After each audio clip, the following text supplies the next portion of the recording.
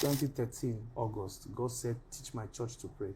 So my assignment for about a decade, if you notice, my emphasis was prayer, prayer, prayer, prayer, prayer. So even the music, notice what it was doing. It was pushing prayer. It was not, yeah, so that was the difference between me and many others that I had to stick to as well. So music is not necessarily a calling in my head. Music is serving a calling. Yes.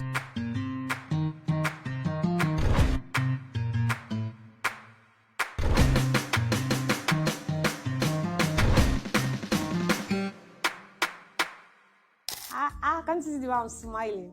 It looks like I'm doing close-up adverts. You don't want to know who's with me. I'm starstruck. Jesus. Oh my God, I'm blushing. Guess who is with me right now? Guess. Let me give you an expo. He's handsome. He was my rival in Abattoir. He sang the latest song, Favor, you surround me like a shield. Yes, I guess right now you know the name. Can we see Evangelist Lawrence Oyo in the building? Wow, what a privilege having you. Thank you. Having Mr. Akin. Thank you. Lawrence Oyo with me. Thank you so much for, being a part of my show today. Wow, it's so nice to have you. You're looking good as ever. Thank you. And fireful. I feel like falling. Okay, so my first question would be: a lot of people are actually really confused about what is their call. How to navigate life, and all that. So I want to ask, how were you able to identify your call? How do you know it was music? Okay. There are two answers that I would give as far as calling is concerned. It's a very broad subject. But the first thing is that calling is unveiled gradually. So, and this one is a very funny one because I have many friends as examples of what I'm saying, who, when I met them initially, there's one, I will not mention his name, but I'll still give as example. Very popular man of God now, And when I first met him, he said God has called him to teaching, and that he's not going to teach more than 20 people who will now influence others. Wow. I said, wow, great. That his ministry is supposed to be like in a parlor, like this and all of that. And he will just teach. The teaching will travel to nations like Andrew Womack one time, when he was years down the line now, this guy is pastoring with plenty branches all over the place. And I just smiled. I remember at that time, the parlor, when he was telling me those words. So your calling assignment, all of that is unveiled season after season. So it's very dangerous to use today to judge tomorrow. What you know about today is limited. And God is unveiling you to you gradually. It's a gradual process. That's the reason why pressure should be off your life. Because the one who is revealing you to you knows why he has not revealed this much to you yet. Because some of us are not even ready for what he's going to reveal. Yeah, we're not ready. We are classified information. Once Joseph saw a peek of his future, he started catching everything by his own hands. God had to be rearranging him because everything works together, but we don't realize that it didn't have to be as complicated as he made it. Who sent you to go and tell your brothers and your parents, and they end you up in the pit? They end you up in the... It looks like a beautiful storyline, but it didn't necessarily have to be like that.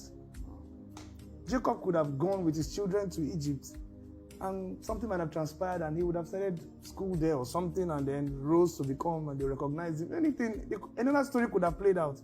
But because he was under pressure, that information that he got, made him to. So that's from all these ages of stories of men of God throughout history. Obviously, heaven has to be intentional with our generation by revealing as much as we can take. Some of us, the pride we will receive from the information will be the reason why we will not reach it. Okay, but Lawrence, I just want to make it. I want us to make it more practical, right? Some persons feel like they have to be passionate about something, so that can be a step to knowing what they should do, what their assignment is in life. So, could it be that years ago you loved singing? you enjoyed singing, you just found yourself singing without the mic, you're baiting, you're singing, like my singing in the bathroom, I don't know, that never became my call, it's not my call, right? You just find yourself singing in the bathroom, you're strolling on the road, you are singing, so could it be that there was a passion somewhere that was translated into a call? Yes, so more practically now, when you look at your talents and passions, sometimes they are, highlights to things that you're going to do in the future. From the age of 7, my brother and I, I'm a twin by the way, my brother and I started singing. That's God's way, right? Yes. So from primary school, we're singing, we're in the choir. And that has gone on. We're in every single choir you can imagine. Primary school, secondary school, that's a long fellowship, NYSC, church.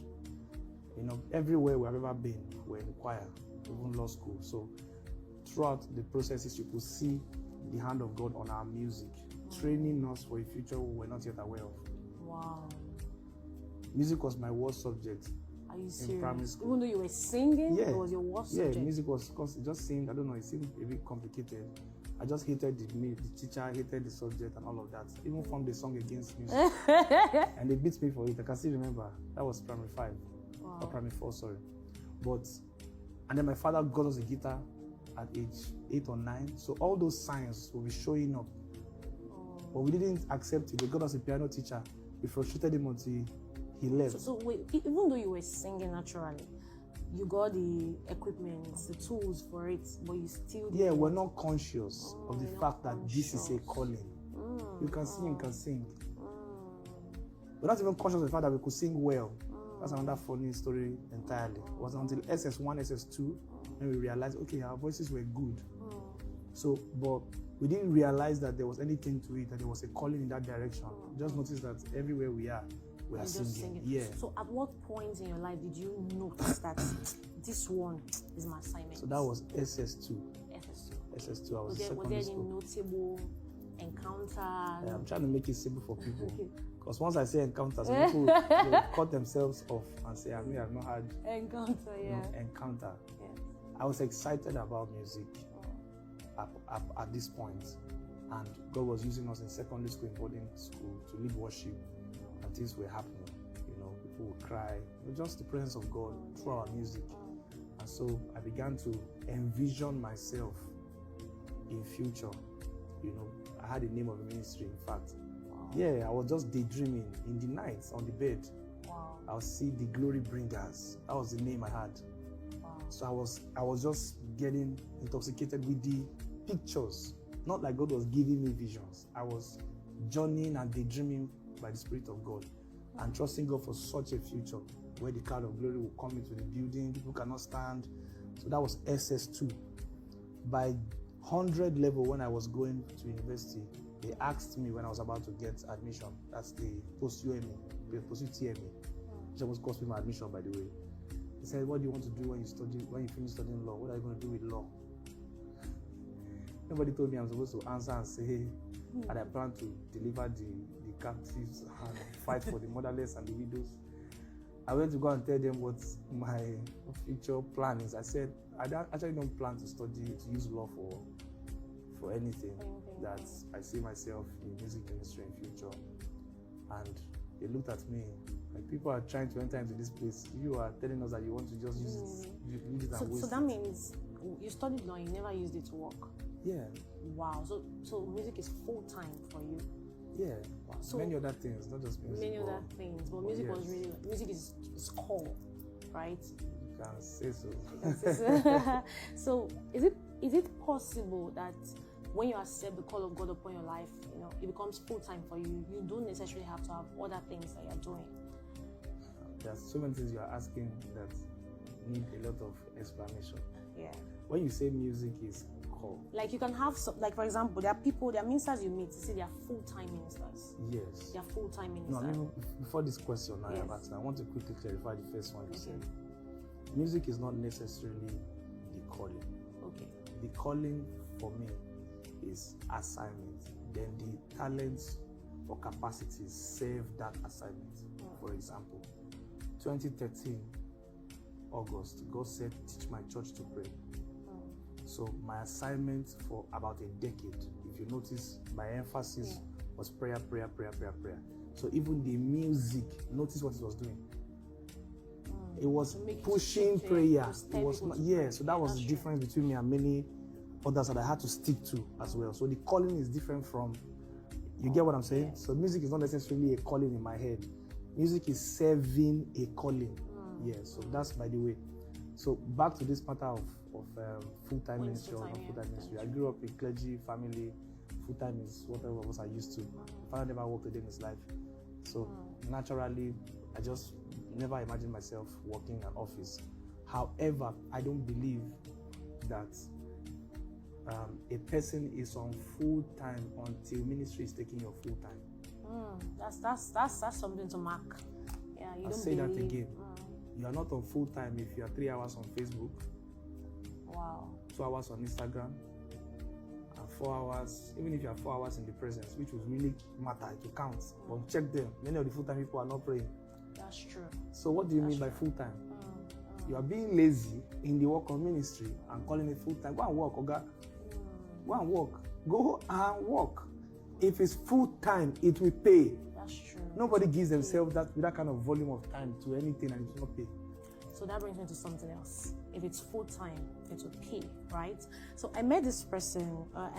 Because I'm privileged to meet a number of persons, but I can't sell. So I met someone who said to me that he really loves to sing.